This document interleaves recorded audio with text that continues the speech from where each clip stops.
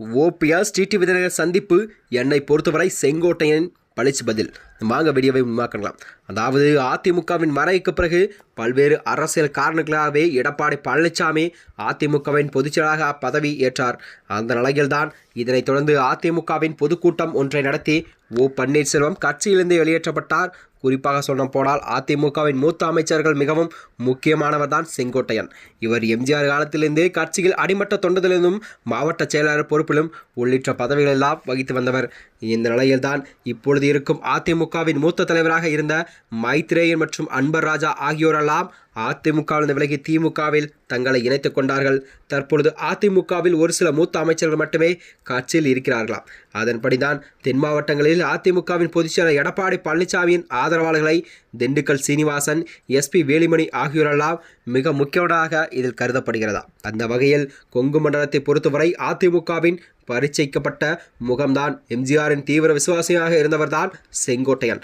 செங்கோட்டையனை பொறுத்தவரை அதிமுகவின் மூத்த தலைவர் ஒருவராக உள்ளார். குறிப்பாக அரசியல் அனுபவம் வாய்ந்த இவர் ஒரு விஷயத்தை அவசரப்பட்டு பேசிவிட மாட்டார்.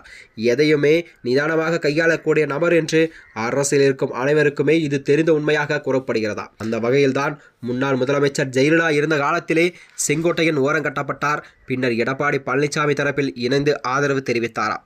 மேலும் எடப்பாடி பழனிசாமியை முதலமைச்சர் ஆவதற்கு பதிலாகவே செங்கோட்டையன் தான் முதலமைச்சராக இருக்க வேண்டிய என்பது குறிப்பிடத்தக்கது.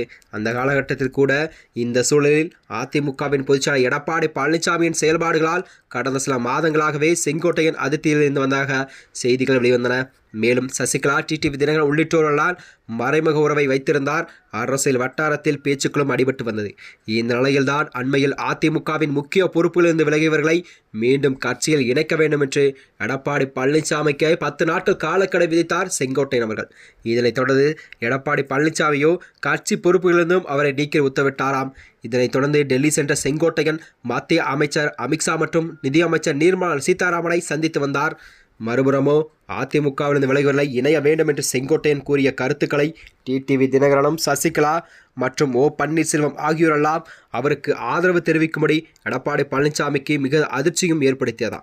மேலும் பல்வேறு அரசியல் காரணங்களுக்காகவே தேசிய ஜனநாயக கூட்டணியிலிருந்து விலகிய டிடிவி தினகரன் மற்றும் ஓபிஎஸ் பன்னீர்செல்வம் ஆகியோரெல்லாம் விலகினார்கள். அது மட்டுமன்றி மேலும் எடப்பாடி பழனிசாமியை முதல்வர் வேட்பாளர் என்றால் நாங்கள் ஒருபோதும் தேசிய ஜனநாயக கூட்டணியில் நாங்கள் இணைய மாட்டோம் என்று உறுதியாகவே தெரிவித்தார் அமமுகவின் பொதுச்செயலாளர் டிடிவி தினகரன் அவர்கள்.